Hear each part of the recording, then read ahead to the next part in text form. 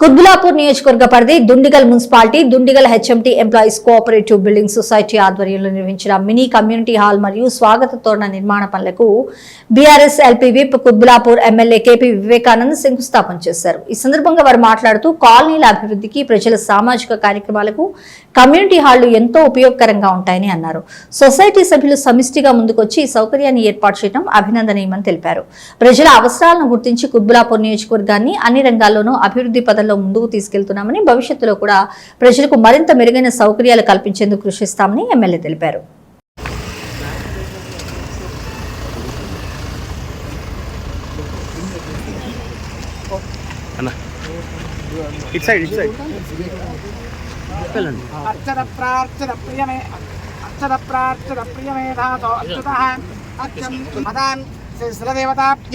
हरिद्रां धारयामि कुङ्कुमविलेपनं समर्पयामि पुष्पमालिकां धारयामि योपां पुष्पं वेदा पुष्पवान् प्रजावान् पुष्पवान् भवति चन्द्रमा वा अपां पुष्पं पुष्पवान् प्रजावान् पुष्पवान् वां याः फलनेर्याः फलाः पुष्पायाश्च पुष्पने बृहस्पति प्रचोदयात् స్థానో ముంచంత్వగం నస అయ్యా అయ్యా సైడ్ జరగాల అన్న అన్న అన్న అన్న సైడ్ జరగాలి క్రాస్ ఇంకా మొత్తం వెనక అన్నాడు కొంచెం బ్యాక్ రాను ధర్మాన్ని ఎత్తుతున్నాడు ఇదిగో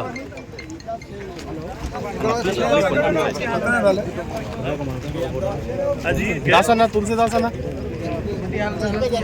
సైడ్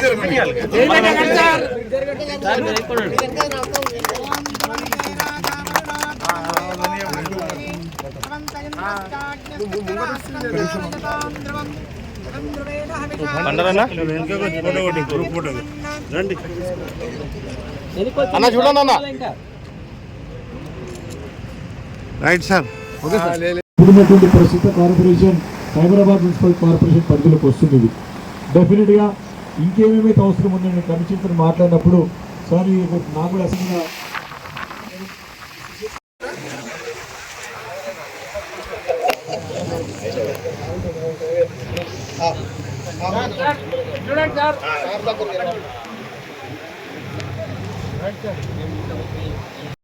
ఒక నెల జీతం మొత్తం ఇస్తే 3 గజాలు వస్తాయి. మరి వాళ్ళు ఎక్కడ తీసుకోవాలి కాబట్టి అది లేట్ చేయకుండా మీరు ఎక్కడైనా సెటిల్ చేయండి. కానీ చుట్టుపక్కల చేస్తే మంచిది. లేదంటే ఎక్కడ చేస్తారో ఒకసారి జనరల్ బాడీ వచ్చేసి సైట్ ఎట్లా ల్యాండ్కి వేస్తారు కాబట్టి రికార్డెడ్ మనకి దరిదాపులుగా 2 లక్షల రూపాయల నెలకి మనకు ఖర్చు అవుతా ఉంది. నెలకి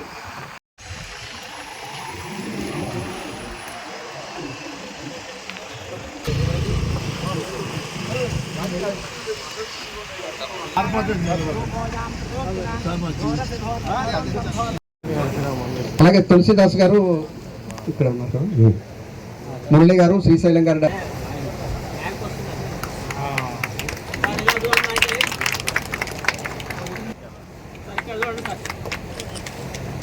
కృష్ణ గారికి శాలువతో సత్కరిస్తున్నారు. అలాగే టీవీ సత్యనారాయణ గారు పుష్పగుచ్చం అందజేస్తారు.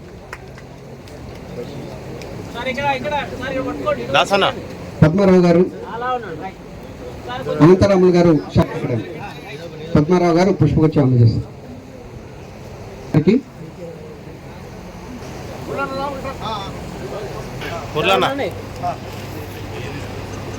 తర్వాత కౌన్సిలర్ కృష్ణ గారిని, శ్రీశైలం యూనియన్ లీడర్. ప్లాట్లలో మనం ఒక్క 6 నెలలు కనుక మనం వదిలేస్తే తుమ్మ చెట్లు మొలిసి అడవిలాగా అయిపోయింది. ఇంతకుముందు మనం చూసాం. అట్లాగే మన మిగతా వెంచర్లో కూడా ఎక్కడైనా ప్లాట్లు ఖాళీ ప్లాట్లు ఉంటే ఆ ఖాళీ ప్లాట్ల వలన చుట్టుపక్కల వాళ్ళు ఎంత ఇబ్బంది పడుతున్నారు, ఆ వెల్ఫేర్ వాళ్ళు దాన్ని మెయింటైన్ చేయడానికి ఎంత కష్టపడుతున్నారో.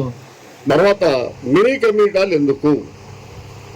ఈ మినీ కమ్యూనిటీ హాల్కి హెచ్ఎండిఏ రూల్స్ ప్రకారం కొన్ని కండిషన్స్ చాలా తేడాగా ఉన్నాయి. అందుకని మనం ఆ పేరు దరిదాపులుగా మనకున్న మిగతాది మన ఫ్యూచర్ డెవలప్మెంట్ కోసం వాడుకోవచ్చు. అట్లాగే ఇంకా కూడా ఫ్యూచర్లో ఎమ్మెల్యే గారి సహకారం మనకి చాలా అవసరం. అవతల మనకి కొంత 3 ఎకరాల ల్యాండ్ అది ఉంది, ప్రైవేట్ కుంట. దాన్ని కూడా మన సార్ మళ్ళీ గవర్నమెంట్ వచ్చి మినిస్టర్ అయితే దాన్ని కూడా ఖచ్చితంగా మనం సాల్వ్ చేసుకుని ఆ 3 ఎకరాల్లో మన మిత్రులకి చెప్పినట్టు ఎక్కడో కాదు ఇక్కడే అపార్ట్మెంట్లు కట్టుకుందాం ఖచ్చితంగా. ఆలోచించడంలో గోపాల్ రెడ్డి గారు కూడా ప్రధాన పాత్ర. దుండిగల్ కౌన్సిల్ అందరినీ కూడా పైకి రావాల్సింది కోరుతా ఉన్నాం. సాయి గారు